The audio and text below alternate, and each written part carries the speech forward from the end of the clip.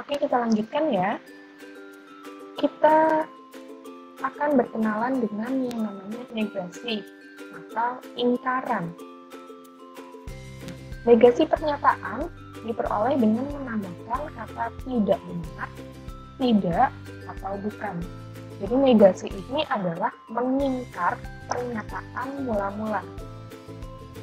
Negasi dari pernyataan P dituliskan ini adalah lambang negasi. Dibacanya negasi P atau ingkaran P.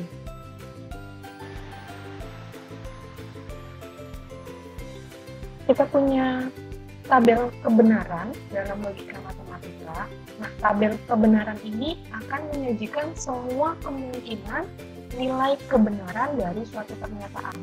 Jadi kalau kita punya pernyataan P, maka kemungkinannya akan bernilai benar atau bernilai salah. Jadi ada dua kemungkinan, pernyataan P bisa bernilai benar, bisa bernilai salah. Lalu bagaimana dengan ingkarannya? Ingkaran dari suatu pernyataan yang nilainya benar, maka akan menjadi pernyataan yang nilainya salah.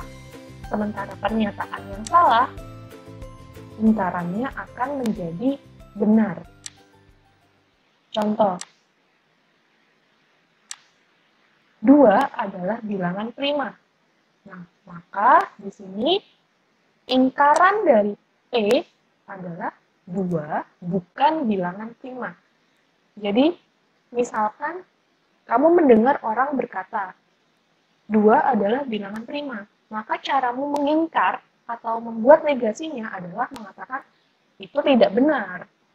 Yang benar 2 bukan bilangan prima. Gitu. Jadi bagaimana kita mengingkari suatu pernyataan. Sapi adalah binatang mamalia. Maka ingkarannya tidak benar bahwa sapi adalah binatang mamalia. Pernyataan R, 5 tambah 2 sama dengan 7. Maka ingkarannya 5 tambah 2 tidak sama dengan 7. Nah, di sini kita punya kata bukan, tidak benar bahwa tidak. Ada 3 cara untuk menentukan ingkaran dari suatu pernyataan. Dilihat dari kalimatnya ya, jadi tetap memperhatikan tatanan bahasa Indonesia yang efektif. Contoh berikutnya, pernyataan S, 10 dikurangi 3 kurang dari 5. Nah, ini pernyataan yang nilainya salah, karena 10 dikurangi 3 hasilnya adalah 7. 7 kurang dari 5, pernyataan yang nilainya salah. Maka ingkarannya 10 dikurangi 3 lebih dari atau sama dengan 5. Nah, kenapa ingkarannya jadi lebih dari atau sama dengan? Coba perhatikan, pernyataan pertama dibilang kurang dari 5. Kalau kurang dari 5 berarti kan nilainya 4, 3, 2, 1, 0, dan seterusnya. Nah, ingkaran itu adalah lawannya. Jadi lawan dari yang merah ini adalah bagian yang biru. Mulai dari 5, 6, 7, 8, dan seterusnya. Maka dibubuhkan tanda lebih dari sama dengan.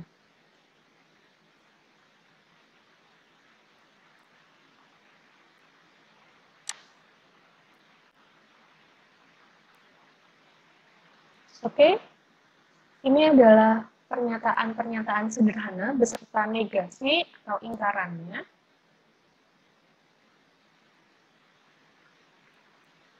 Bisa kita lanjutkan ya. Selanjutnya, kita akan membahas mengenai pernyataan majemuk.